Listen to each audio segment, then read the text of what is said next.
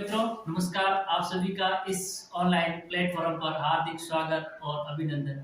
और आज मित्रों अपन जो बात करेंगे आज 21 दिसंबर 2022 को द्वितीय सेकंड ग्रेड अध्यापक का एक जो सामान्य पेपर हुआ था उस पेपर को लेकर के उसके बारे में अपन कुछ चर्चा करेंगे। और जो पेपर हुआ था उस पेपर की आंसर बताने का प्रयास किया जाएगा। कुछ प्रश्नों का जो आंसर है वो अपने इस चैनल के माध्यम से आप तक पहुंचाने का प्रयास किया जाएगा। अपन देखते हैं पहले प्रश्न की ओर बढ़ते हैं और पहला प्रश्न है विद्यार्थियों कि राजस्थान के किन शहरों में दिव्यांग खिलाड़ी पैरा स्पोर्ट्स मैन के लिए पैरा खेल स्पोर्ट्स अकादमी, यानी ये कह रहा राजस्थान के दो ऐसे शहर हैं जहां पर दिव्यांग जो खिलाड़ी होते हैं उन दिव्यांग खिलाड़ियों के लिए एक अकादमी का बनेगी और वो अकादमी किन दो जिलों के अंदर बनेगी उससे संबंधित प्रश्न है वो पूछा गया। और जब उसकी बात करते हैं तो ऑप्शन है अपने पास अजमेर और एक ऑप्शन है अजमेर और भीलवाड़ा, दूसरा ऑप्शन है कोटा और उदयपुर और तीसरा ऑप्शन है बीकानेर और अजमेर। जब अपन अजमेर और भीलवाड़ा की बात करते हैं तो ये नहीं हो सकता है अपना ऑप्शन, और कोटा और उदयपुर भी नहीं हो सकता है और बीकानेर व अजमेर भी नहीं हो सकता है। इसका मतलब कि इस जो दिव्यांग खिलाड़ी के लिए जो अकादमी का बनेगी वो आपकी बनेगी ऑप्शन नंबर 4 जो जोधपुर और जयपुर जो जिले, कौन से जिले, जोधपुर और जयपुर जो जिले उसके अंदर दिव्यांग खिलाड़ियों के लिए अकादमी का निर्माण है वो किया जाएगा। इसका मतलब इस प्रश्न का राइट उत्तर है जोधपुर और जयपुर। अगला प्रश्न है विद्यार्थियों निम्नलिखित खेलों में से कौन सा राजीव गांधी ग्रामीण ओलंपिक गेम्स 2022 में सम्मिलित नहीं, यानी अपने को 4 गेम दिए हुए अभी जो कुछ समय पहले राजीव ग्रामीण ओलंपिक खेल हुए थे उनमें से किस खेल है उसको इसमें शामिल नहीं किया गया, उनकी बात की जा रही है। जब हम उसकी बात करते हैं तो ऑप्शन नंबर 1 है पास खो खो, और खो खो इसका मतलब उसमें था शामिल। फिर हॉकी की बात करते हैं तो अपने को पता है कि हॉकी भी उसमें शामिल था और वॉलीबॉल भी शामिल था। पर विद्यार्थियों ये फुटबॉल है ना, ये है गेम्स है वो राजीव गांधी ग्रामीण ओलंपिक खेल में इसको शामिल नहीं किया गया था। अगले प्रश्न की बात करते हैं तो अगला प्रश्न है माह अगस्त 2022 में कितने राजस्थान का प्रमुख निर्वाचन आयुक्त, यानी माह अगस्त 2022 में किसे राजस्थान का मुख्य निर्वाचन आयुक्त है वो नियुक्त किया गया था। जब इसके ऊपर बात करते हैं एक है श्री मधुकर गुप्ता, श्रीमती उषा शर्मा, श्री BL आर्य और श्री DB गुप्ता। तो इसके अंदर सही ऑप्शन है श्री मधुकर गुप्ता। अगले प्रश्न की ओर बढ़ते हैं विद्यार्थियों और अगला प्रश्न है कि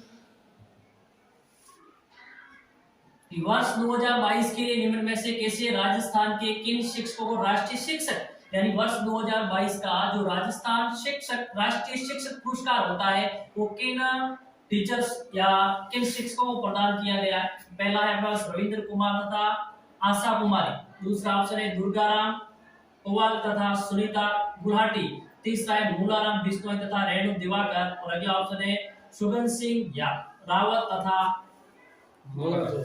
ममता चौधरी। तो इसकी बात करें तो विद्यार्थियों इसके अंदर है कि दुर्गाराम कोवाल तथा सुनीता गुलाटी को ये जो शिक्षक पुरस्कार है राष्ट्रीय शिक्षक पुरस्कार है वो दिया गया था। और अगला प्रश्न है कि 8 सितंबर 2022 को किस देश के प्रधानमंत्री ने राजस्थान के अजमेर में स्थित दरगाह की जियारत की थी। मतलब जो राजस्थान के अजमेर शहर में जो दरगाह स्थित है वो उस दरगाह के अंदर किस देश का जो प्रधानमंत्री था वो 8 दिसंबर 2022 को आया था। इस प्रश्न की बात करें विद्यार्थियों तो इसका है बांग्लादेश। सही ऑप्शन क्या है अपना बांग्लादेश। अगला प्रश्न है अपने पास विद्यार्थियों कि राजस्थान में पहला महिला संचालित सहकारी बैंक स्थापित करने के लिए राजस्थान में किस राज्य के स्त्रीलिंग क्रेडिट सहकारी संघ के साथ समझौता या ज्ञापन AOU हस्ताक्षरित किया गया था। इसकी बात करते इसका सही आंसर विद्यार्थियों तेलंगाना। अगला प्रश्न है वर्ष 2022 में राजस्थान के किस जिले को MSME क्षेत्र में उत्कृष्ट कार्य करने पर आकांक्षी जिला वर्ग में राष्ट्रीय स्तर पर द्वितीय पुरस्कार प्रदान किया गया। इसकी बात है इसका राइट विद्यार्थियों करोली। अगला प्रश्न है राजस्थान के मुख्यमंत्री की हरित राजस्थान स्वस्थ राजस्थान की संकल्पना के तहत वर्ष 2022 और 23 में कितने पौधे तैयार किए गए? इसकी बात करें विद्यार्थियों तो ये ऑप्शन नंबर 2 जिसमें 5 करोड़ पौधे वो तैयार किए गए थे।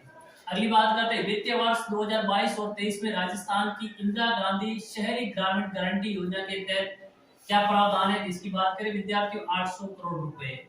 अगला राजस्थान की इस प्रश्न राजस्थान की नई पारिस्थितिकी पर्यटन नीति कब लागू की? इस प्रश्न में एक बार भी छोड़ देते हैं विद्यार्थियों। अगले प्रश्न की ओर बढ़ते हैं और अगला प्रश्न है पुलिकट झील स्थित है।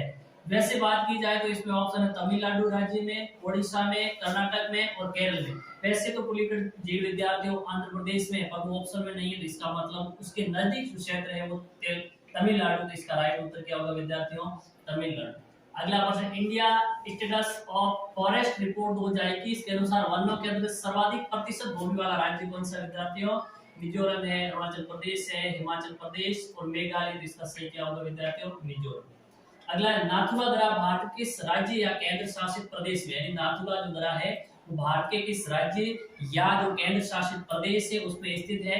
उसका सही आंसर होगा विद्यार्थियों उत्तराखंड, सिक्किम, हिमाचल प्रदेश, जम्मू कश्मीर। तो सही ऑप्शन है सिक्किम। अगला प्रश्न है कि सर्वाधिक वर्षा के लिए प्रसिद्ध स्थान मनसिन राम किस राज्य में? जहां भारत के अंदर ऐसा कौन सा स्थान है जहां सर्वाधिक बारिश होती है वो जगह है वो किस राज्य में है? मणिपुर, त्रिपुरा, असम और मेघालय। तो उत्तर क्या होगा विद्यार्थियों? मेघालय। अगला प्रश्न है बेलाडीला लोएस की प्रसिद्ध खान भारत के किस राज्य में स्थित है? बेलाडीला लोएस की प्रसिद्ध खान भारत के किस राज्य में? जैसे क्या ऑप्शन है? एक नंबर बिहार है, ओडिशा है, छत्तीसगढ़ है और मध्य प्रदेश। सही ऑप्शन है विद्यार्थियों छत्तीसगढ़। अगला प्रश्न है कि ध्वनि तीव्रता मापन के लिए प्रयुक्त इकाई है, जो ध्वनि की तीव्रता होती है उसको मापने के लिए किसका उपयोग करते हैं विद्यार्थियों? डेसिबल का। किसका उपयोग किया जाता है? डेसिबल का। अगला प्रश्न है कि काल वैशाखी संबंधित, यानी जो काल वैशाखी किसी संबंधित है? पश्चिम बंगाल, यानी बारिश से पहले जो बारिश होती है उससे संबंधित बात है। पश्चिम बंगाल से संबंधित है, हरियाणा से, राजस्थान से, पंजाब से। तो ये विद्यार्थियों पश्चिम बंगाल से संबंधित। अगला जनसंख्या प्रवास में फुटकर व्यापार गुरुत्वाकर्षण नियम का प्रतिपादन किसने किया था? जेके zip, S स्टॉकफोर्ड, S M L E या डब्ल्यू जे रेली। तो इसका सही ऑप्शन होगा विद्यार्थियों डब्ल्यू जे रेली। अगला प्रश्न है भारत में 2021 और 22 में सकल जोड़े गए मूल्य में कृषि और संबंधित क्षेत्र का जो हिस्सा था वो कितना है विद्यार्थियों? 19.8%। कितना है? 19.8। अगला 1956 के औद्योगिक नीति प्रस्ताव में प्रथम वर्ग के उद्योग के संबंध में कौन सा विकल्प सही है? उद्योगों पर सरकार का आंशिक स्वामित्व होना, उद्योगों पर निजी क्षेत्र का पूर्ण स्वामित्व होना, उद्योगों पर निजी और सार्वजनिक दोनों क्षेत्रों का स्वामित्व होना या उद्योगों पर सरकार का पूर्ण स्वामित्व। तो इसकी बात की जाए विद्यार्थियों उद्योगों पर सरकार का आंशिक स्वामित्व होना। अगला प्रश्न है कि डॉल्फिन कटक कहाँ स्थित है? ये कटकों के बारे में बात की गई और ये कटक विद्यार्थियों अटलांटिक महासागर में। अगला अश्व अक्षांश संबंधित है, यानी अश्व अक्षांश किससे संबंधित है? नदों से, वर्षा से, रेगिस्तान से, पवनों से। तो अक्षांश की बात करते हुए पवनों से संबंधित होता है। किससे? पवनों से। अगला लेकिन 50 के आसपास चलिए।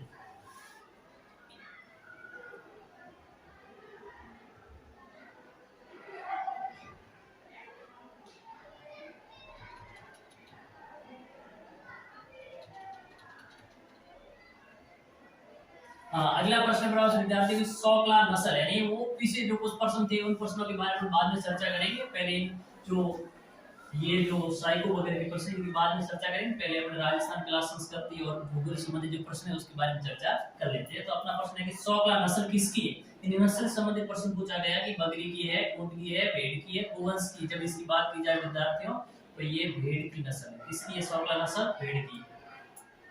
अगला प्रश्न है कि 2011 की जनगणना के अनुसार राजस्थान में न्यूनतम जनसंख्या वाला जिला कौन सा है? यानी सबसे कम 2011 की जनगणना सबसे कम जिला कौन सा है? जनसंख्या हिसाब से करौली, राजसमंद, जैसलमेर, बाड़मेर। तो इसकी सही उत्तर होगा विद्यार्थियों जैसलमेर। अगला प्रश्न है कि सौत माता किस जनजाति की आराध्य देवी है? सौत माता है किस जनजाति की आराध्य देवी है? डामोर की है, ग्रास्य की है, सांसी की है, कंजर। तो इसका सही राइट है विद्यार्थियों कंजर।